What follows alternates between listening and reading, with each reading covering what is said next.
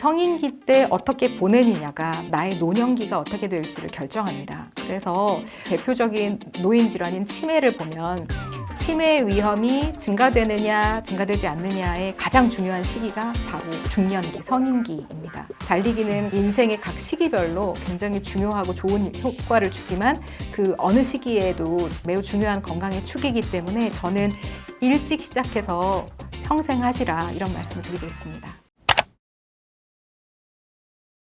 달리기 같은 유산소 운동은 사실 평생 해야 되거든요. 저금도 1년을 할 것이냐 아니면 10년, 30년, 50년 할 것이냐에 따라서 그 결과는 달라질 것이고 공부도 1년 하고 끝나는 사람과 10년 한 사람과 또 역시 달라질 거예요. 그래서 운동같이 어떤 이렇게 긍정적인 효과를 주는 것들은 이런 행위는 장기적으로 지속할 필요가 있고 특히 사람의 인생은 어렸을 때 그리고 성인기 그리고 이제 노년기 이렇게 보면 사실 그 시기마다 우리가 얻어야 할 혹은 해야 할 기능, 역할 이런 것들이 다 다르잖아요. 그래서 그 시기별로 어떤 기능을 습득한다든지 발전시킨다든지 아니면 어떤 역할을 한다든지 할 때 유산소 운동을 통한 여러 가지 긍정적인 효과가 좀 달리 영향을 줄 수가 있어요. 예를 들면 어린 학생들의 경우 우리나라는 대표적으로 운동을 안 하는 나라거든요. 전 세계적으로 가장 운동을 안 하는 끝에서 1등인 나라입니다.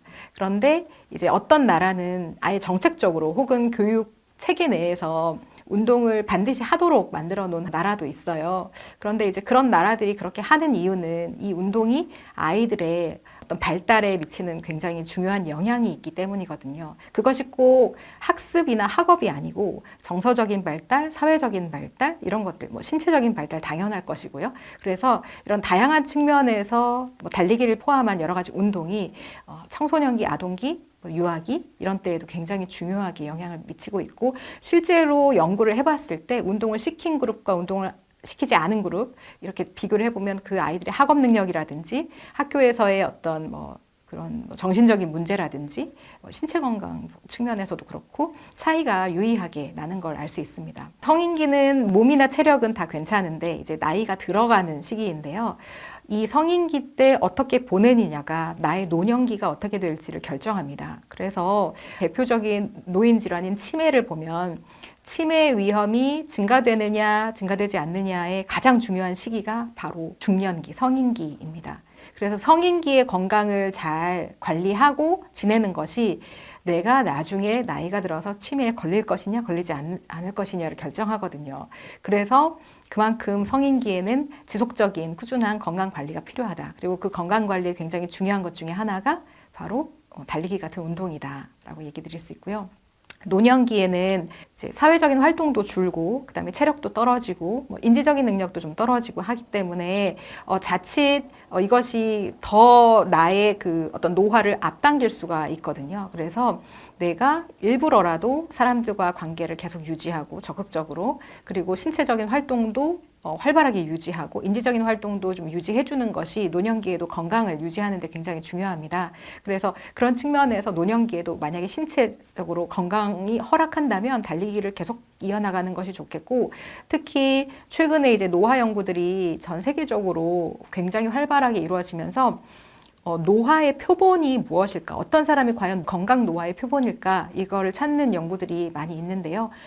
평생에 걸쳐서 달리기를 계속했던 사람들, 그러니까 이제 우리가 마스터즈 러너라고 부르는 사람들이 있습니다. 잠깐 하고 끝낸 게 아니라 젊었을 때 시작해서 나이가 든 후에도 계속 달리고 있는 사람들이 계세요. 근데 그분들이 건강 노화의 표본이다. 이렇게 지금 보고 있거든요. 그만큼 달리기는 인생의 각 시기별로 굉장히 중요하고 좋은 효과를 주지만 그 어느 시기에도 매우 중요한 건강의 축이기 때문에 저는 일찍 시작해서 평생 하시라 이런 말씀을 드리고 있습니다. 치매가 왜 발생하는지 아직 저희가 정확하게 단 하나의 이유를 알지는 못합니다. 그리고 여러 가지 위험 인자가 결국 복합적으로 작용해서 치매의 발병을 초래한다고 보고 있는데요. 예전에는 지금도 그렇지만 치매는 유전이다. 그리고 어쩔 수 없는 숙명이다. 치매에 걸리는 건 이 사람의 숙명이다. 이렇게 간주했던 적도 있습니다. 그런데 유전적인 측면도 일부는 있지만 내가 치매의 위험을 높이는 유전자를 설사 타고났다 하더라도 내가 어떻게 사냐에 따라서 유전자가 평생 동안 치매로 유발되지 않고 그냥 돌아가실 수도 있고, 어떤 경우는 굉장히 이르게 치매에 발병할 수도 있고, 또 어떤 경우는 그 치매 유전자가 없는데도 불구하고 치매에 걸리는 경우도 있습니다. 따라서 유전자, 유전 질환 혹은 숙명 이렇게 받아들일 질환은 절대 아니라는 사실이 계속 더 강조되고 있고요. 그래서 그렇다면 과연 무엇이 치매를 유발하느냐?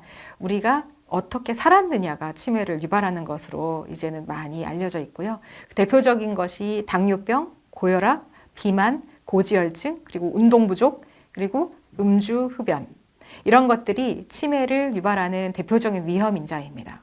그래서 치매 위험 인자에 대한 논문들이 나오는데 그것이 계속 업데이트가 되고 있어요. 연구 결과들이 새로 나옴에 따라서 계속 바뀌고 업데이트가 되고 있는데, 최근에는 치매 위험 인자의 제일 중요한 어떤 인생의 시기를 보면 그건 중년기입니다. 18세부터 65세까지. 이 시기에 내가 어떻게 사느냐가, 내가 치매는 어차피 나이 들어서 생기니까요. 나이 들어서 치매에 걸리느냐 안 걸리느냐를 결정하는데, 앞서 말씀드린 당뇨병에 걸렸다든지 고혈압에 걸렸다든지 혹은 걸렸는데 관리를 잘 하지 않는다든지, 음주와 흡연을 마음껏 즐긴다든지, 혹은 뇌를 손상시킬 만한 어떤 활동에 자꾸 많이 노출되어 있다든지, 이런 어떤 위험이 있을 때는, 그게 중년기였을 때 그 사람이 이제 노년기가 접어들면 치매에 걸릴 확률이 굉장히 올라간다, 이렇게 되어 있어서요.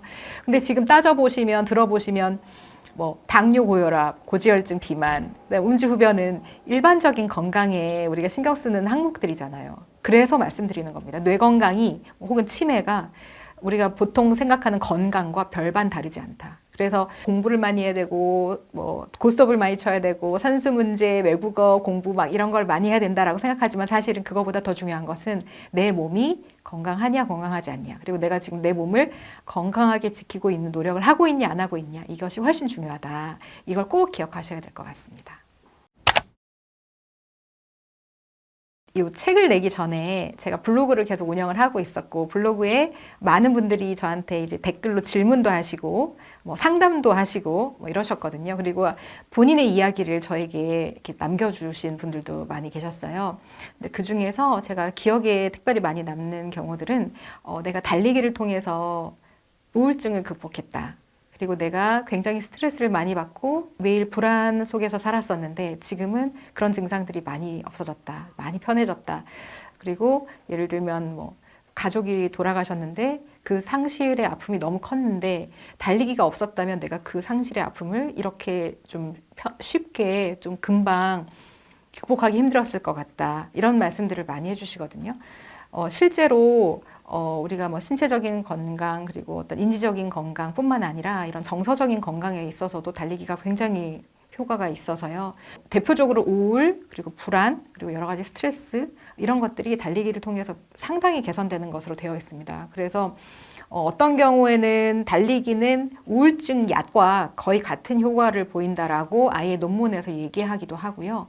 어떤 연구 결과의 그 근거 수준을 저희가 나누는데 이제 이게 굉장히 좋은 그리고 대규모의 연구에서 나온 입증된 결과다 그러면 저희가 그걸 근거 수준이 굉장히 높은 증거라고 얘기를 하고, 그다음에 이제 몇몇의 경험 혹은 주관적인 의견 이런 것들은 근거 수준이 낮다고 보는데요. 그렇게 근거 수준을 나눌 수가 있는데 달리기의 우울증에 대한 효과의 그 근거 수준은 제일 높은 단계에 있습니다. 그러니까 아까 말씀드렸던 것처럼 우울증 약과 거의 비슷한 정도의 효과가 있다, 우울증 개선에. 그래서 실제로 그 댓글을 남겨주는 분 중에 내가 예전에는 이제 병원에서 약을 꼭 먹고 치료를 받았어야 했는데 점점 달리기를 하면서 점점 증상이 좋아져서 이제는 더 이상 약을 먹지 않는다. 그리고 예전에는 직장 생활을 하기도 혹은 대인 관계에서도 매우 이제 힘들었는데 지금은 그런 단계가 아니다. 많이 좋아졌다. 직장도 잘 다니고 있고 이런 말씀들을 해주시는 분들이 상당히 많아요. 그래서